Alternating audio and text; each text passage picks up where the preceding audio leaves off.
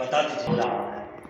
तो प्रेमी भाई बहनों, गुरु महाराज सत्संग सुनाते हुए बता रहे थे इसी दिल्ली का, मथुरा से थोड़ा आगे जब जाओगे तो दिल्ली पड़ता, जहाँ भारत की राजधानी है। दिल्ली से थोड़ा पीछे आओगे तो एक स्थान पड़ता है निजामुद्दीन। निजामुद्दीन स्टेशन है, उसी निजामुद्दीन स्टेशन के बगल में निजामुद्दीन स्थान पर एक फकीर रहा करते थे जिनका नाम था निजामुद्दीन औलिया। निजामुद्दीन औलिया साहब पूरे फकीर थे, पूरे महात्मा थे। निजामुद्दीन औलिया साहब के समय में उनके एक भक्त का नाम था शफरो। एक राजा का वो मंत्री था, सैनिक था, राजा क्या नौकरी करता था, अपने गुरु के आदेश का पालन करता था, भजन करता था, सेवा करता था।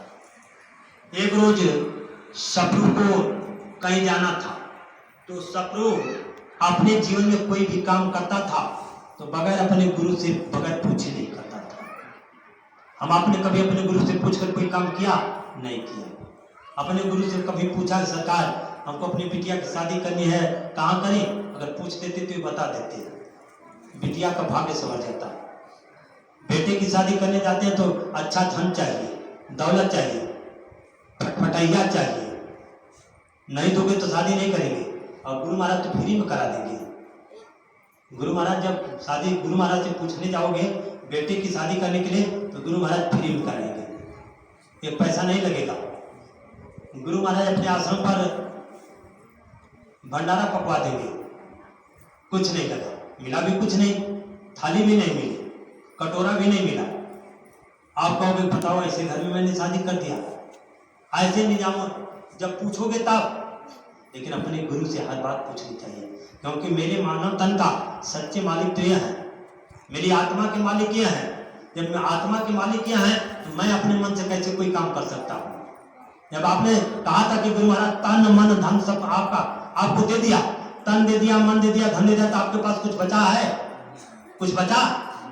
लेकिन कैसे दिया है आपने? जबान से। जबान से दिए हो, सच में दे दिए होते तो अपने गुरु से जरूर पूछते। निजामुद्दीन औलिया साहब से पूछने के लिए सफरो सच में अपने मालिक को, अपने गुरु को सब कुछ दे दिया था। सफरू को राजा ने आदेश कर दिया कि लड़ाई में तुमको जाना है। सफरू ने कहा ठीक है महाराज मैं जाऊंगा, लेकिन अपने गुरु से पूछकर।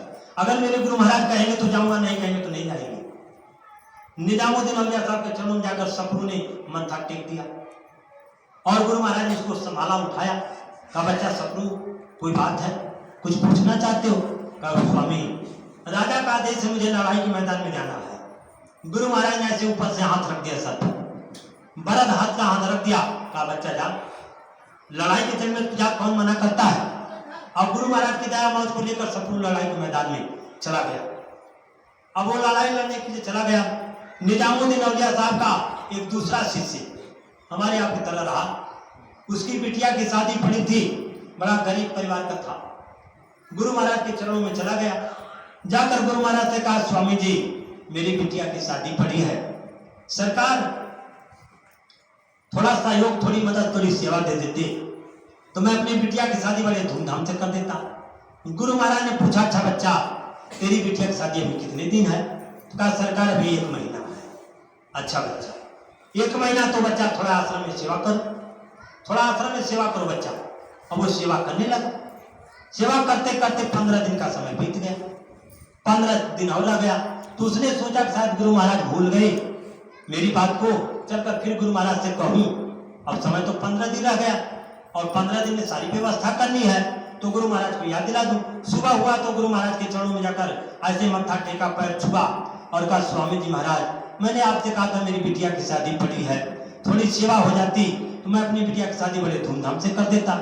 तो गुरु महाराज ने कहा कि हाँ बच्चा कहा तो था, लेकिन बच्चा ये बता तेरी बिटिया की शादी में कितने दिन है? तो उसने कहा सरकार अब तो 15 दिन है। अच्छा बच्चा 15 दिन तो सेवा करो बच्चा। फिर सेवा में लगा दी, फिर सेवा में लगा दी। सेवा करते करते और 7 दिन का समय निकल गया। जब 7 दिन का समय निकल गया तो 8 दिन और बचा। तो गरीब आदमी ने सोचा मैं गरीब आदमी हूँ, सामान इकट्ठा करना है, रिश्तेदारों को मित्रों को खबर देनी है, और गुरु महाराज कुछ कहे नहीं, आज चलकर याद दिला दो। फिर जाकर कहे कि स्वामी जी महाराज मैंने आपसे कहा था कि बिटिया की शादी पड़ी है, तो कहा बच्चा जरूर बताया तो था। अरे बच्चा मैं क्या बताऊं, मैं तो भूल गया था बच्चा। हाँ बच्चा तूने कहा तो था। अच्छा बच्चा ये बता तेरी बिटिया की शादी अभी कितने दिन है? सरकार अब तो 8 दिन है। अच्छा बच्चों अभी 8 दिन है, चलो चलो बच्चों थोड़ा सेवा कर लो। फिर सेवा में लगा दी, फिर इन्होंने सेवा में लगा दी। वो जाकर सेवा करने लगा आश्रम में। सेवा करते करते 4 दिन और बीत गया। वो बड़ा खिजला कर, जो प्रेमी था वो खिजला कर गुरु महाराज के पास गया, कहा सरकार अगर देना है तो दे दीजिए, नहीं देना तो बता दीजिए। अब तो मेरी बिटिया की शादी 4 दिन और रह गई है और आपसे करते करते हमारा महीनों का दिन निकल गया। तो गुरु महाराज ने कहा कि ठीक है बच्चा, अब तो 4 दिन रह गया है, तो रुको बच्चा, मैं अभी तुमको कुछ दे देता हूँ और चले जाना घर, बिटिया की शादी करना। गुरु महाराज कुटी के अंदर गए, अपने पैरों की वो फटी पुरानी जूती उठाए और लाकर उस गरीब आदमी को पकड़ा दिया। कहा बच्चा लो इसको और ले लो बच्चा, घर चले जाओ। अपनी बिटिया की शादी बड़े धूमधाम से करना बच्चा, कोई कमी मत रखना। वो गरीब आदमी फटी पुरानी जूती को देखकर रोने लगा। बताओ ऐसे महात्मा होते हैं, महीनों का समय हमारा बर्बाद कर दी।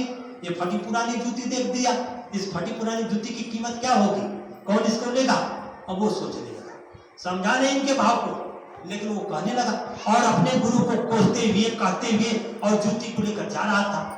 बताओ उनको देना नहीं था तो पहले बता दिए होते, मैं अपने गांव में, अपने मोहल्ले में, अपने जिले में लोगों से कह दिए होते तो कुछ पैसे इकट्ठे कर लिया होता, बिटिया की शादी कर देता। ऐसे महात्मा होते हैं, ऐसे गुरु होते हैं और समय हमारा नुकसान करके और ये फटी पुरानी जूती देकर हमको घर पहुंचा छोड़ दिए। वही कोसता हुआ जूती को झोली में लेकर चलता चला जा रहा है। तब तक उधर से सपरू लड़ाई के मैदान को जीत लिया था। लड़ाई को, जंग को जीतकर घोड़े गधे खच्चर पर हीरा चांदी सोना जवाहरात लाद कर, रुपए पैसे को लाद कर और उधर से आ रहा था। बीच जंगल में सपरू के और गरीब आदमी का सामना हुआ तो सपरू को एक बहुत सुंदर खुशबू लग गई। जंगल में सपरू को बहुत सुंदर खुशबू लगी। सपरू ने कहा ये खुशबू कहां से आ रही है, ये सुंदर खुशबू। जो आगे बढ़ता जब आया तो गरीब आदमी जब ऐसे सपरू के सामने से जब पीछे हुआ तो जो खुशबू आगे से आ रही थी वो पीछे हो गई। जो खुशबू सुंदर सुगंध आगे से आ रही थी वो पीछे हो गई। जब पीछे हो गई तो सपरू ने कहा कि इस आदमी के पास कोई दौलत है, कोई चीज है जो इतनी सुंदर खुशबू आ रही है। तो सपरू ने उस गरीब आदमी के सामने दौड़ कर गया, कहा भाई साहब आपके पास कोई दौलत है, कोई चीज है जो मुझे वो खुशबू सी लग रही है? करे मेरे पास कुछ भी नहीं है, मेरे पास जो है, मैं ऐसे अपने गुरु महाराज के पास गया था और हमारे गुरु महाराज ने हमको हमारा समय बर्बाद करके, हमारा महीनों का समय नुकसान करके अपने पैरों की फटी पुरानी जूती मुझे देकर और कहा दिया चले जाओ घर। तो कहा किसके पास गए थे? कहा निजामुद्दीन औलिया साहब के पास। तो कहा जूती कहाँ है? सपरू ने पूछा जूती कहाँ है? तो गरीब आदमी जूती झोले से निकाला। तो सपरू ने जूती को जब देखा तो जूती को हाथ में लिया और जूती को ऐसे चुम्बन दिया और चुम्बन देकर सर पर कर दिया।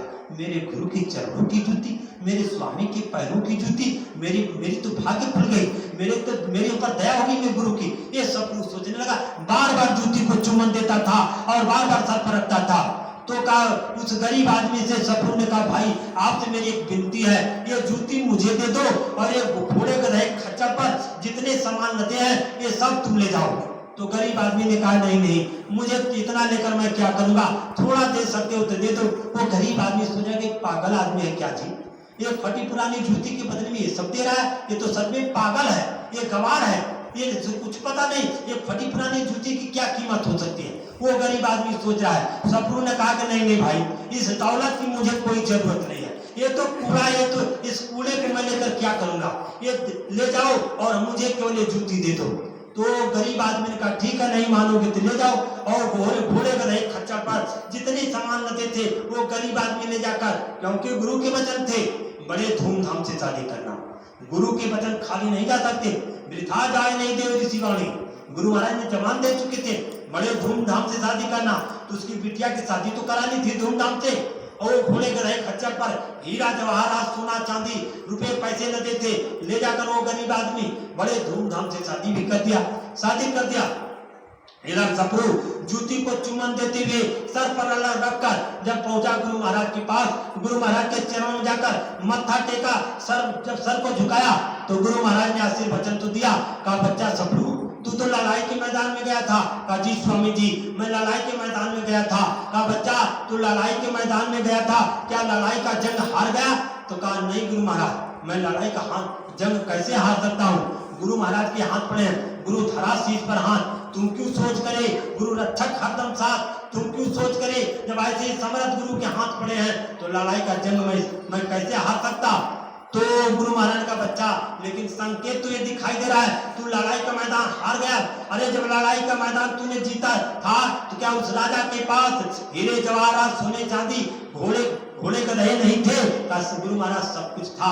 कहा बच्चा तो कहाँ है? कहा सरकार वो सब मैं लेकर आ रहा था, लेकिन वो गरीब आदमी आपके चरणों की वो जूती लेकर जो जा रहा था उसके एवज में सारी दौलत मैंने दे दिया, ये जूती मैंने उससे ले लिया।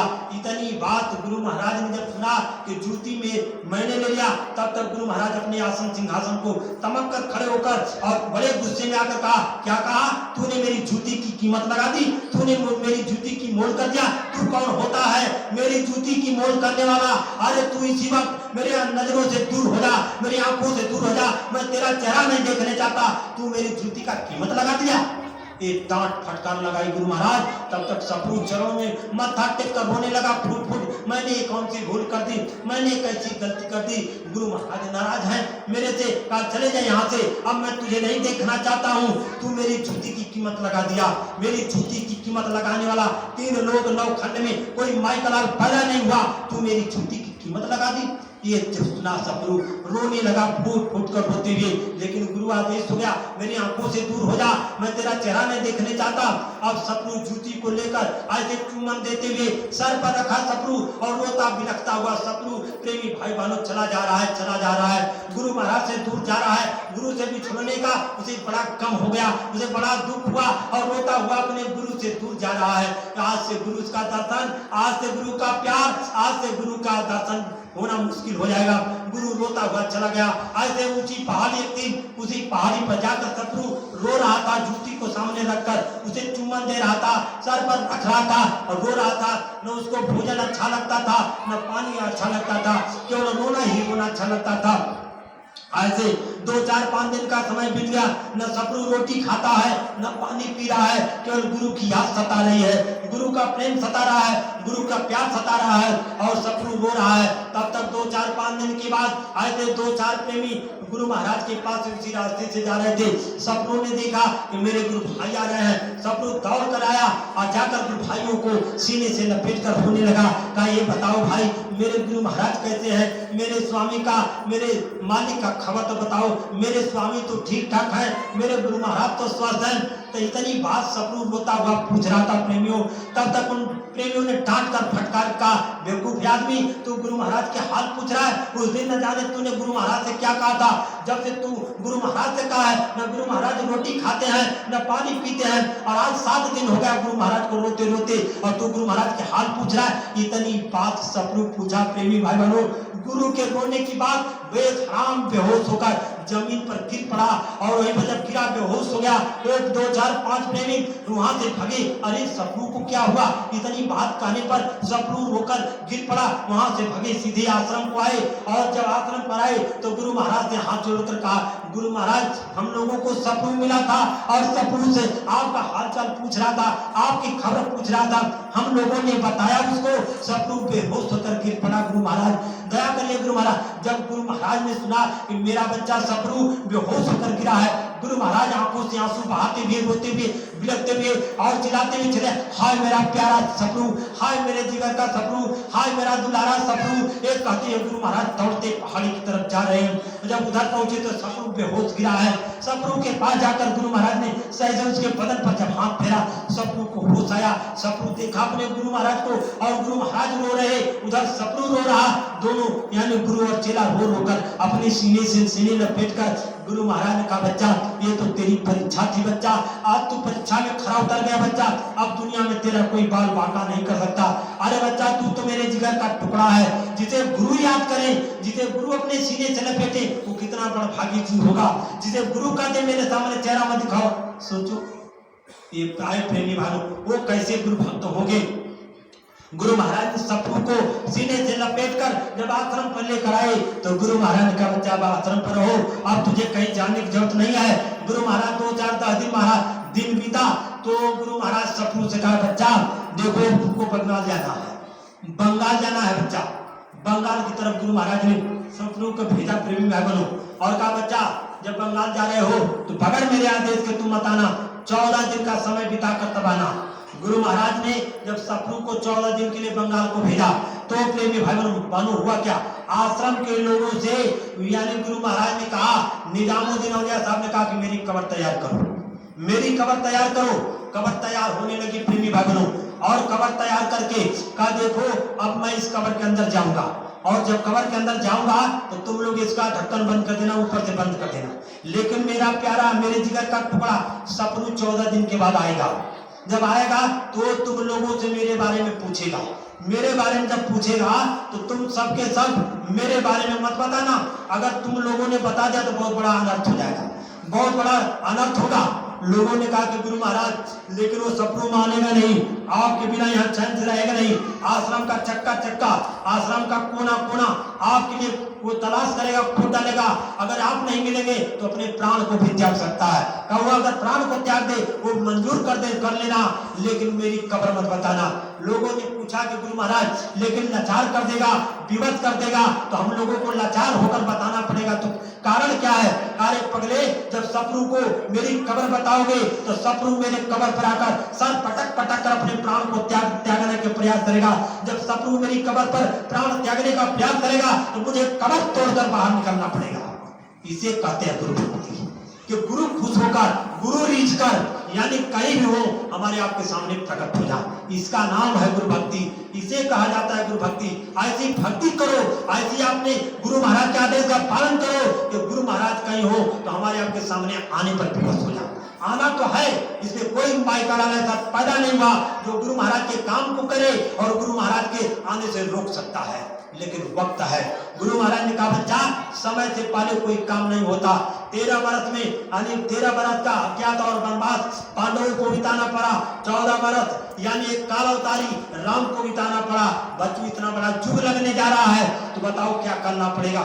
इतना बड़ा समय लगने जा रहा है क्योंकि कलयुग में सतयुग लगने जा रहा है, इसके लिए बच्चा समय तो देना पड़ेगा। लेकिन बच्चा मेरे खेल को देखकर तुम भ्रमित मत होना, बच्चा तुम लगे रहना, भजन में नागा मत करना, रोज भजन करना। और एक काम और करना बच्चा, परिवर्तन तो होगा, शाकाहारी से होगा, गांव गवैये से होगा, यानी झुग्गियों से होगा, कंदराओं और पहाड़ों से होगा, ये गुरु महाराज के वचन है। लेकिन बच्चा कैसे होगे? शाकाहारी का संदेश जन जन तक मेरा पहुंचाते रहना बच्चा, जन जन तक शाकाहारी का संदेश पहुंचा देना।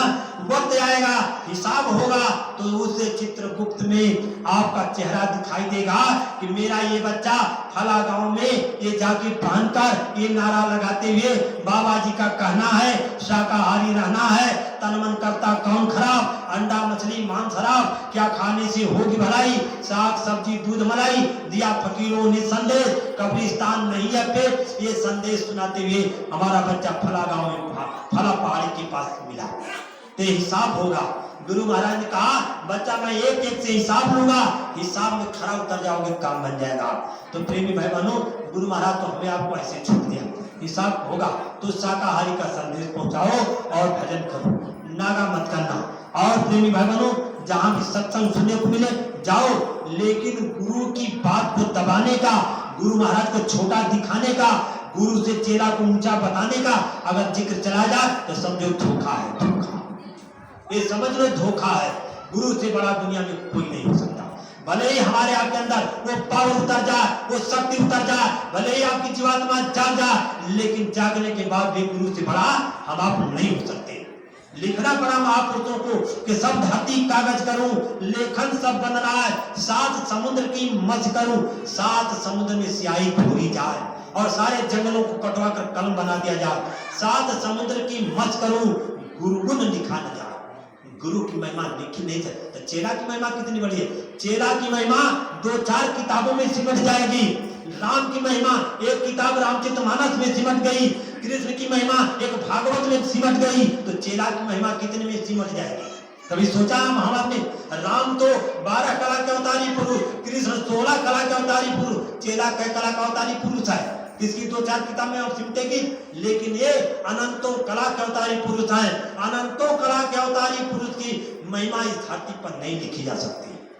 लिखना पड़ा महापुरुषों को कि 3 लोक 9 खंड में, 3 लोक ब्रह्मा विष्णु महेश का लोक और 9 खंड अतल वितल सुतल धरातल रसातल महातल विकातल, यानी ये 9 खंड में 3 लोक 9 खंड में गुरु से बड़ा न कोई, कर्ता करे न कर सके, कर्ता करे न कर सके, गुरु करे तो हो, तो चेला कहां से करेगा? ये क्या ये श्लोक, ये दोहा, ये चौपाई गलत लिख दिए गए? वो महात्मा शराब पीकर लिखते थे? कभी हम आपने सोचा? इसलिए प्रेमी भाई बहनों, अपने होशो हवास की दवा लेकर अपने गुरु के वचन को याद रखो। अगर नहीं याद है तो हमारी बात को मत सुनो। पत्रिका गुरु महाराज की पुरानी आपके घरों में होगी, किसी गुरु भाई के पास होगी। उस पत्रिका को सन 52 के बाद 66 से लेकर सन यानी 2012 तक पत्रिका छपती गई, और वो पत्रिका को मंगाकर गुरु महाराज के एक वचन को याद रखो। आपके आंख के पर्दे खुल जाएंगे, आप अपने काम में लग जाओ और गुरु के आने की याद में लगे रहो। गुरु महाराज ने कहा था बच्चा वो झुक आएगा, परिवर्तन होगी, लेकिन बच्चा थोड़ा माया से दूर हटो, माया से अपने को बचाओ। ये माया ऐसा चक्कर डाल चुकी है, कहां से माया जाल बिछाया, कहां से माया जाल बिछाया, निक्सन की कोई राह नहीं पाया।